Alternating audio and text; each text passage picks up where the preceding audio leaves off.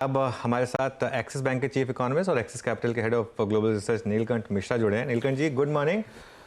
नीलकंठ जी, क्या व्यू रहा आपका बजट को लेकर?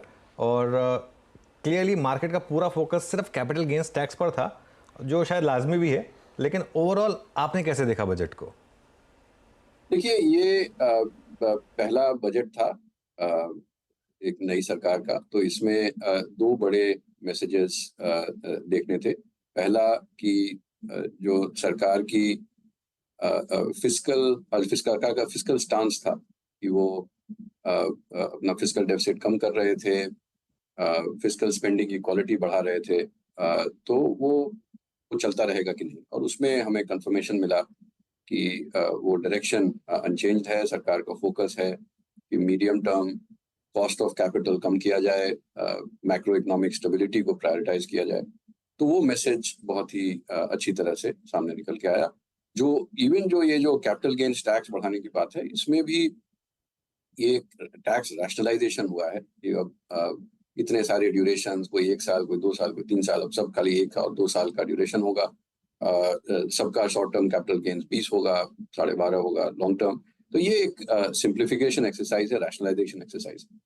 दूसरा बड़ा मैसेज था कि जो नई सरकार है उसकी प्रायोरिटीज क्या होंगी अगले 5 साल तक, और उस पर भी हमें डायरेक्शन मिला। तो बजट स्पीच में बहुत क्लियरली कहा गया कि हम जॉब क्रिएशन को, एनर्जी सिक्योरिटी को, अर्बन डेवलपमेंट को, इंफ्रास्ट्रक्चर को, इनोवेशन को प्रायोरिटाइज करेंगे। और तो फाइनेंस मिनिस्टर ने तो ये भी कहा कि भाई 6 महीने में पर्सनल इनकम टैक्स और कस्टम्स ड्यूटीज को अच्छे से रैशनलाइज किया जाएगा। 6 महीने में अगला बजट है, 1 फरवरी को होगा। तो ये सब ये क्लैरिटी भी अच्छे से मिली, और ये दिखाता है कि जो मीडियम टर्म आउटलुक है वो अभी भी काफी स्टडी और स्टेबल है। नीलकंठ जी, एक और चीज़, अब सीधे एक स्पेस पे, और आई थिंक वो एक सेक्टर इटसेल्फ है, और एज एन एसेट क्लास एक बड़ा स्ट्रॉन्ग वेल्थ क्रिएटर है लास्ट 5 साल का, स्पेशली दैट्स रियल स्टेट है। इंडेक्सेशन बेनिफिट को विड्रॉ कर लेना, और क्योंकि ये space along with I think entire real estate ancillary housing finance कंपनियाँ एक बहुत बड़ा मूव देखे गया। आप क्या इम्पैक्ट देखते हैं रियल स्टेट पे, और इस इंडेक्स पे क्या इम्पैक्ट पड़ेगा एग्जैक्टली? तो देखिए वीरेंद्र, अगर गेन्स हैं तो टैक्सेस हैं। कहने का मतलब कि अगर साइकिल अच्छा कर रही है तो पैसे बनेंगे। अब जैसे मान लीजिए किसी का मतलब स्टॉक मार्केट का ही जो टैक्स रेट बढ़ावेगा कि भाई अगर आपके 10% बन रहे थे, पहले आपके पोस्ट टैक्स 9 हो रहा था, अब 9.25 हो जाएगा। तो इससे आप जहाँ पे आपका पैसा बन रहा है वहां से आप निकलोगे नहीं। तो पहली बात तो ये है। तो अगर रियल एस्टेट साइकिल अपस्विंग पे है तो कोई इसलिए कि एक debatable increase in tax rate हो रहा है वो छोड़ देगा, ये गलत है। दूसरा है कि इस तरह की डिसीजंस और इन फैक्टर्स पे किसी का डिसीजन चेंज होता है तो वो इन्वेस्टर है। कहने का मतलब लोग जो खुद के लिए घर खरीदते हैं, जो वो वैसे लोग नहीं है, और उनका होल्डिंग पीरियड, जो इन्वेस्टर बायर होते हैं उनका होल्डिंग पीरियड जनरली छोटा होता है। यानी कि वो एक ही घर में, जैसे आप अगर घर खरीदते हैं तो हम बस रहने के लिए खरीदते हैं, तो एक ही घर में बच्चे बड़े होते हैं वगैरह वगैरह। बट जो 10, 12, 15 घर वाले लोग होते हैं वो हर 4-5 साल में, डिपेंडिंग ऑन की साइकिल कहाँ है, वो बेच के निकल जाते हैं। तो बहुत लोगों ने अपने इन्वेस्टर घर बेचे थे जब डाउन साइकिल चल रही थी, और अब वो फिर खरीदने को तैयार है। तो उनके लिए होल्डिंग पीरियड कम होती है, और अगर होल्डिंग पीरियड कम है तो जो लोअर हेडलाइन टैक्स रेट है वो एक्चुअली बेटर है उनके लिए, क्योंकि जो इंडेक्सेशन का जो फायदा होता है वो लॉन्ग टर्म के लिए ज्यादा होता है। तो मेरे हिसाब से इससे नियर टर्म में भी मार्केट डिमांड बहुत ज्यादा बदलेगी। और दूसरा आप ये कहें कि भाई अगर आप वहां नहीं लगाएंगे कहाँ लगाएंगे? एक तरफ आप कह रहे हैं कि भाई इक्विटी कैपिटल गेन्स भी बहुत बढ़ गया, अब दूसरी तरफ आप कह रहे हैं कि अगर आप रियल एस्टेट में भी पैसे नहीं लगाएंगे तो फिर क्या खरीदेंगे? तो मेरे हिसाब से इसका असर बहुत ज्यादा इन्वेस्टमेंट पे नहीं पड़ेगा। मेरे हिसाब से जो साइकिल चल रही है वो काफी हद तक चलती रहेगी। ओके, अच्छा नीलकंठ सर, जब आप आते तो मैंने ये हमेशा सोचा था कि आपसे एक बार मेटल्स पे जरूर बात करूंगा। मेटल्स पे आपकी वाकई मजबूत पकड़ है। मेटल्स पे एक प्रश्न मैं आपसे पूछना चाह रहा हूँ। अगर मैं लास्ट 5 साल को देखूँ, मेरे ख्याल से एक मेटल्स की साइकिल शुरू हुई थी अगस्त 2020 में, उसके बाद मिड 2022 तक वो परसिस्ट करी थी, फिर लग रहा था कि मेटल्स की साइकिल कोलैप्स होगी। दूसरा चरण शुरू हुआ मेटल्स का ये वॉर से, यूक्रेन और रशिया की। अब जब इस बात की बहुत आई थिंक पॉसिबिलिटी है कि ट्रंप शायद अगले राष्ट्रपति हों अमेरिका के, और वो कह भी रहे हैं कि मेरे आते साथ शायद ये वॉर ख़त्म भी हो जाए। अगर ये वॉर ख़त्म होती है तो एग्जैक्टली मेटल्स, जिसको हम अमूमन चाइना की डिमांड और सप्लाई पे रीड करते हैं, आप कैसे रीड कर रहे हैं? क्या होगा मेटल्स का एक बड़ी साइकिल के बाद, जो कि 2 फेज़ में अच्छा पैसा बना के देके गई? तो देखिए, इसमें एक वॉल्यूम ग्रोथ है और एक इबिटा पर टन ग्रोथ है, तो इन दो वेरिएबल्स को अलग अलग देखना होगा। मेरे हिसाब से डोमेस्टिक मार्केट में वॉल्यूम ग्रोथ अच्छी आएगी। तो अगर आप पिछले 30 साल का year on year volume growth देखें, उसका एक जो ट्रेंड ग्रोथ कहते हैं 5 ईयर, वो देखें तो जब भी रियल एस्टेट साइकिल अच्छा करती है, इनका डिमांड जो है वो 8-10% पे बढ़ना शुरू होता है, और जैसे ही वो रियल एस्टेट साइकिल खराब करती है, वो डिमांड ग्रोथ जो है 4-5% पे आ जाती है। तो अभी जब अपटर्न है, तो इसीलिए ये आश्चर्यजनक नहीं है कि जितनी भी बड़ी स्टील कंपनीज हैं, उन्होंने अपनी कैपेसिटी डबल करने का प्लान बनाया हुआ है अगले 5 साल में। तो ये तो मेरे ख्याल से वॉल्यूम ग्रोथ तो अच्छी आएगी। अब सवाल ये उठता है कि EBITDA पर टन कितना बनेगा, और इसमें हमें वापस चीन की तरफ ही जाना होगा, क्योंकि चीन में जो रीबैलेंसिंग एक्सरसाइज चल रही है, तो हुआ क्या है कि रियल एस्टेट में तो चलिए डाउनटर्न आ गया, बट वो इन्वेस्टमेंट पूरी तरह से कम नहीं कर रहे हैं। तो क्या उन्होंने उसको ऑफसेट कर दिया है, फिर से इंफ्रास्ट्रक्चर पे फोकस कर रहे हैं और फिर से इंडस्ट्रियल कैपेसिटी पे फोकस कर रहे हैं।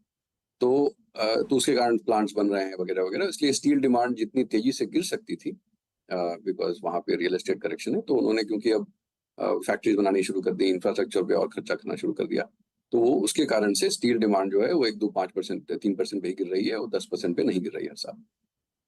पर इसका एक नतीजा और भी निकला है, क्योंकि अब वहाँ पे इंडस्ट्रियल ओवर कैपेसिटी इतनी ज्यादा हो गई है कि मेरे हिसाब से चीन के एक्सपोर्ट्स जो हैं वो स्टील की प्रॉफिटेबिलिटी को कंप्रेस करते रहेंगे, और वहाँ की डोमेस्टिक डिमांड जो इम्बैलेंस है वो काफी अब कम होती जा रही है। तो मेरे हिसाब से कोई भी जो कैपिटल इंटेंसिव इंडस्ट्री है, वो सेमीकंडक्टर्स हो, जो कमोडिटी ग्रेड सेमीकंडक्टर, 2-3 नैनोमीटर वाले नहीं, but commodity grade semiconductors, metals, even capital goods, जो भी कैपिटल इंटेंसिव इंडस्ट्रीज हैं, उनके रिटर्न्स को चीन जो है वो सप्रेस करके रखेगा। तो और हमारी सरकार भी प्रोटेक्शन लगाएगी, जैसे ट्रम्प भी बोल रहे हैं कि हम 60% लगा देंगे इंपोर्ट ड्यूटी चीन के अगेंस्ट, बट हमारे यहाँ भी लगाना पड़ सकता है। बट हर इकोनॉमी को ये डिसाइड करना होगा कि जो इंटरमीडिएट गुड्स हैं उनमें कितनी ड्यूटी लगानी है, बिकॉज अगर आप यहाँ स्टील महंगा कर देंगे तो चीन आपको शिप बिल्डिंग में, कंज्यूमर ड्यूरेबल्स मैन्युफैक्चरिंग, हर जगह पे फिर आपको डिफीट करने लगेगा। तो मुझे लगता है कि इसलिए प्रॉफिट पर टन का प्रेशर जो है वो काफी बढ़ सकता है, और इस वजह से एल्यूमिनियम एक सेक्टर है, तो स्टील में मुझे लगता है प्रेशर रहेगा। एल्यूमिनियम में हमारी डिमांड बहुत जोर से बढ़ रही है। मेरे हिसाब से वैसे चीन में भी काफी प्रोडक्शन है और एक्सपोर्ट्स हैं, बट मेरे हिसाब से क्योंकि रिन्यूएबल एनर्जी और इस होल इकोसिस्टम में डिमांड ग्रोथ काफी अच्छी रहेगी ग्लोबली, तो एल्यूमिनियम मेरे हिसाब से प्रेफरेबल मेटल होगा बजाते स्टील। नीलकंठ जी, एक जो मार्केट का सबसे बड़ा पॉकेट है उसने चलना बंद कर दिया है, प्राइवेट बैंक्स। अब कंसर्न्स क्लियरली विजिबल हैं कि जो मार्जिन पर प्रेशर है, लेकिन क्या यही एक कारण है या कुछ और कारण भी है यहाँ पर? क्या ओवर ओनरशिप एक और कारण है, और आप किस तरीके से देख रहे हैं इस सेक्टर को? नहीं, देखिए, बहुत लोगों का ये मानना, और मेरे ख्याल से सही भी है, कि अगर आपकी प्रॉफिटेबिलिटी पीक पे है तो आपकी मल्टीपल कम होनी चाहिए। कहने का मतलब कि अगर आपकी प्रॉफिट जो है वो एनपीएल्स कम होने के कारण, यानी कि जो प्रोविजंस जो जो जो बुक्ड होते हैं पीएनएल में, उनका नंबर अगर कम होता जा रहा है, उसके कारण आपकी प्रॉफिट्स बढ़ रही, तो आपका पी मल्टीपल कम होना चाहिए, which is I think the right way to look at it, कि ये सिक्लिकली अनसस्टेनेबल अर्निंग्स हैं, तो उस पर आप छोटी मल्टीपल दें। लेकिन मेरे हिसाब से एक बहुत बड़ी वजह है कि जिसके कारण ये हो रहा है कि अभी भी मार्केट को क्लैरिटी नहीं है कि डिपॉजिट ग्रोथ जो वीक है वो उसकी वजह क्या है, और जो डिपॉजिट ग्रोथ वीक होने का नतीजा क्या निकलेगा और ये इंडस्ट्री की प्रॉफिटेबिलिटी कहाँ सेटल करेगी, आई थिंक इस पे अनसर्टेनिटी है। कहने का मतलब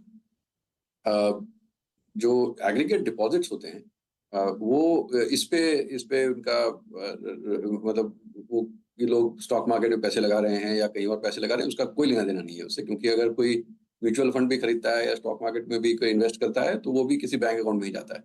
सो एग्रीगेट बैंक डिपॉजिट्स जो हैं वो एक मैक्रो वेरिएबल है, क्योंकि आरबीआई ने इंजेक्शन ऑफ मनी को स्लो कर दिया है और उसकी वजह है कि वो डरे हुए हैं कि अगर ग्लोबल फाइनेंशियल अनसर्टेनिटी अगर बढ़ती है तो उससे भारत पे क्या असर पड़ेगा, इसलिए उन्होंने लिक्विडिटी को टाइट रखा है। तो इसकी वजह ये है कि अब और इसके कारण क्या हो रहा है कि अब बैंक्स के, क्योंकि वो डिपॉजिट्स पे उनका प्रेशर आ रहा है तो इसलिए उनके निम्स का प्रेशर जो है, और मार्केट को ये पता नहीं है कब तक खत्म होगा। मेरे हिसाब से अगर हम एक डिस्पैशनेट व्यू लें तो जो फाइनेंशियल सिस्टम में टाइटनेस है और ग्लोबल डॉलर टाइटनेस है वो मेरे हिसाब से अगले 6-8 महीने में कम होनी शुरू हो जाएगी। कहने का मतलब अगर फेड ने रेट कट करना शुरू किया और ऐसे वहां पे डॉलर की टाइटनेस, बिकॉज वहां पे फिस्कल डेफिसिट काफी बड़ी हुई है, एक समय आएगा जब फेड को क्यूटी की जगह पे क्यूई करना शुरू होगा। क्यूटी उनका कम हो रहा है तो लगता है उनको क्यूई करना शुरू करना पड़ेगा। ऐसा होने पे भारत में भी लिक्विडिटी की सिचुएशन जो है काफी इंप्रूव हो सकती है और उसके बाद ये जो अनसर्टेनिटी है मार्जिन्स की, ये कहाँ जाके टिकेंगे, ये कम हो जाएगी और फिर मेरे ख्याल से ये सेक्टर चलने लगेगा। बट मेरा ये मानना है कि पिछले 6 महीने में एक्चुअली सेक्टर ने उतना बुरा नहीं किया है और बहुत हद तक आई वुड से इडियोसिक्रेटिक व्यूज भी थे और रीजंस भी थे, यानी कि जो बैंक स्पेसिफिक वजहें भी थी। जो बड़े प्राइवेट बैंक्स हैं, कहीं पे मैनेजमेंट चेंज हुआ, कहीं पे बड़ा मर्जर हुआ, उसके इंटीग्रेशन में अनसर्टेनिटी आई, तो वो सब भी कारण थे जिससे कुछ बैंक जो हैं वो उनका स्टॉक अच्छा नहीं किया। बट मुझे लगता है कि अगले 12-24 महीने में आई थिंक इन सब इश्यूज पे क्लैरिटी आएगी और कुछ प्राइवेट बैंक्स तो मेरे हिसाब से काफी अच्छा कर सकते हैं। नीलकंठ सर, बहुत बहुत शुक्रिया, आप इस चर्चा में आज बजट पूर्व शामिल हुए, सभी मुद्दों पे, सभी सेक्टर्स पे बात की, अपना व्यू रखा। सर बहुत बहुत शुक्रिया इस कार्यक्रम में शामिल होने के लिए।